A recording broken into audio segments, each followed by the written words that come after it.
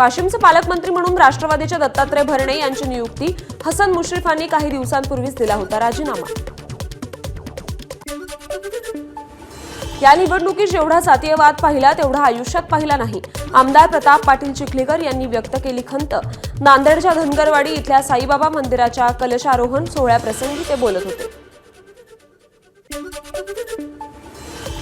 संतोष देशमुख हत्या प्रकरणाची पुढील सुनावणी 10 एप्रिलला होणार। संपूर्ण प्रकरणात वाल्मीकरांना आरोपींना मार्गदर्शन केलं, वकील उज्ज्वल निकम यांची कोर्टात माहिती।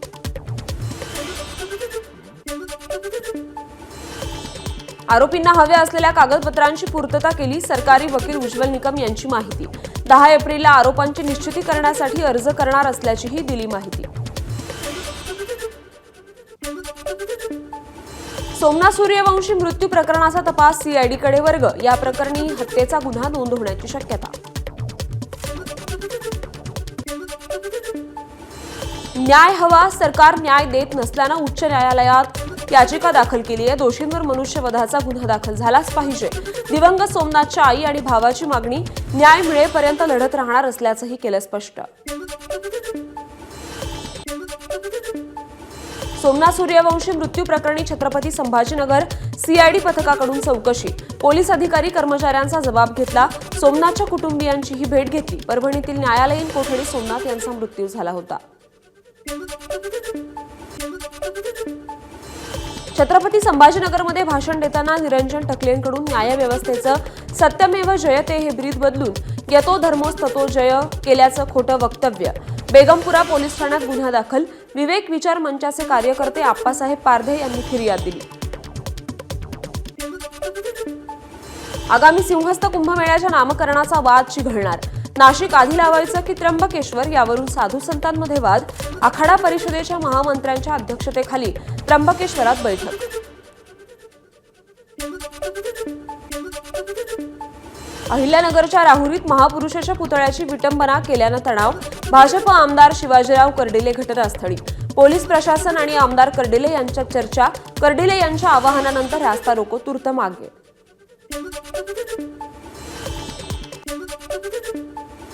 केज पोलीस स्टेशन समोर दाम्पत्याचा आत्मदहनाचा प्रयत्न।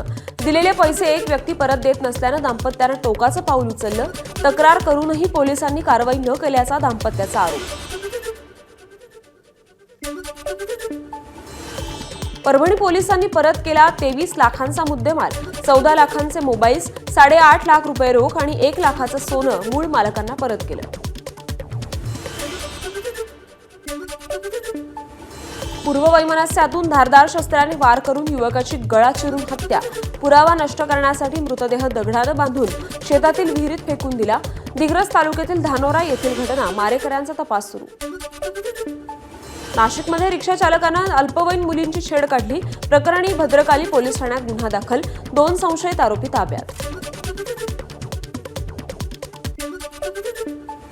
तुळजापूर ड्रग्ज तस्करी प्रकरणात आणखी 10 नवीन आरोपी असल्याची माहिती समोर। आरोपींची संख्या 35 वर। इतर फरार आरोपींना शोधण्याचं पोलिसांसमोर आव्हान। सिंधुदुर्गातील जैवविविधतेने संपन्न असलेल्या आंबोलीत प्राण्याची शिकार करताना 4 जण वन विभागाच्या ताब्यात। शिकार करणाऱ्यांकडून 5 जिवंत काडतुस, मृत ससा, 2 मोबाईल्स, 3 मोटरसायकल्स आणि 2 बॅटरी जप्त। परभणीत कूलरचा शॉक लागून सख्ख्या जावांचा मृत्यू। रमजान ईद निमित्त साफसफाई करताना हा शॉक लागला। परभणीच्या पूर्णा तालुक्यातील धक्कादायक घटना।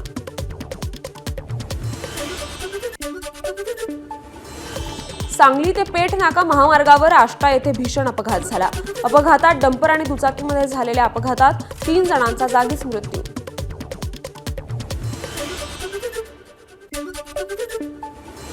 सांगली आणि मिरजेत वादळी वारे आणि विजांच्या कडकडाटासह जोरदार पाऊस। वादळी वाऱ्यांमुळे विद्युत पुरवठा विस्कळीत। पंतप्रधान नरेंद्र मोदी सबका साथ सबका विकास मानतात, त्यामुळे मोदींची सौगात घेऊन आम्ही मुस्लिमांपर्यंत पोहोचणार। यासाठी 32,000 कार्यकर्ते काम करणार। भाजप अल्पसंख्याक आघाडीचे अध्यक्ष जमाल सिद्दीकी यांची माहिती।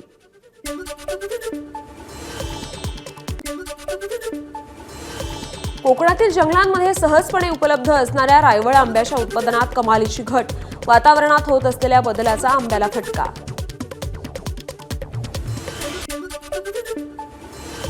वाशिम कृषी उत्पन्न बाजार समिती 1 एप्रिलपर्यंत बंद राहणार. आर्थिक वर्षाचा हिशोब करण्यासाठी खरेदी विक्रीचे व्यवहार बंद ठेवण्याचा निर्णय. आपलं सरकार सेवा केंद्राची संख्या वाढवणार. ग्रामपंचायत स्तरावर 5000 पेक्षा कमी लोकसंख्या असलेल्या ग्रामपंचायतींसाठी 2 सेवा केंद्र उभारल्या जाण्याची शक्यता. सुधारित सेवा दरांसह नागरिकांसाठी अधिक जलद सेवा देण्यात येणार. अमरावतीतील मौजे रेवासेमधील विठ्ठल मंदिराची अंदाजे 30 कोटींची जमीन मंदिराला परत करण्याचे न्यायालयाचे आदेश. कुळ कायदा लागू नसताना देखील तत्कालीन तहसीलदारांनी संगनमताने सातबाऱ्यातून नाव वगळल्याची विश्वस्तांची तक्रार. पंढरपूरच्या विठ्ठल रुक्मिणी मातेच्या चरणी 6,50,000 किमतीचे दागिने अर्पण. चेन्नईच्या भाविकाकडून 2 लाखांची देणगी. एबीपी माझा, उघडा डोळे बघा नीट.